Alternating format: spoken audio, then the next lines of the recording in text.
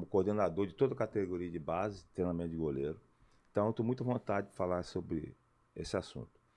Se tem uma posição no Vasco, o Vasco está muito bem servido, é nessa posição de goleiro em toda a base do Vasco. Todas as bases.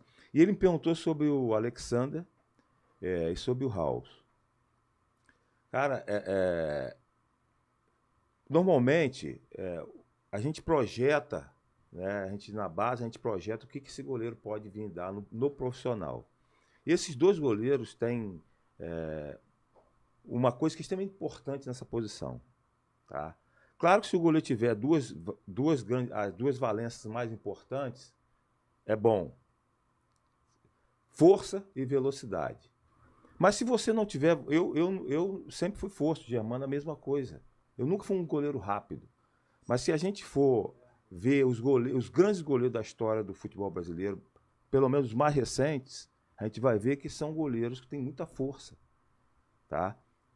O próprio Tafarel, que foi na Copa do Mundo comigo, de 90, titular. Vamos dizer Rogério Ceni, eu vou dizer o Marcos. Se você olhar no aspecto físico, são goleiros que têm potência muscular, força muscular, mas não são goleiros rápidos.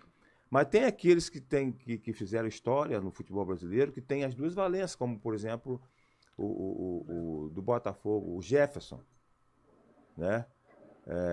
Ele era rápido e tinha força, tinha potência. Mas a valência mais importante para ser goleiro é essa mesmo, é ter potência. E esses dois goleiros do Vasco têm isso, cara. Por isso que eu aposto muito. Tá? Tanto o Alexandre quanto o Raul. Agora, o que é importante para eles? Ter uma sequência, coisa que eles não tiveram. Eles não estão tendo essa sequência para mostrar o teu valor. A mesma coisa aconteceu, infelizmente, com o Lucão. Eu sempre disse isso. O grande problema do Lucão foi que a minutagem dele na base do Vasco foi sempre muito pequena. Na categoria sub-17, por exemplo, ele era sempre convocado, não jogava pouco na seleção e pouco jogava na categoria sub-17 do Vasco. Foi para o sub-20, foi logo para o profissional do Vasco. Quase não jogou no sub-20 do Vasco. E não era titular também no profissional. Então a minutagem do Lucão foi muito pouca rodagem. Goleiro, para chegar nesse nível que eu cheguei, que Carlos Germano chegou, nós temos que ter essa rodagem na base e chegar no profissional e ter essa chance de uma sequência, para você criar casca, você criar rodagem.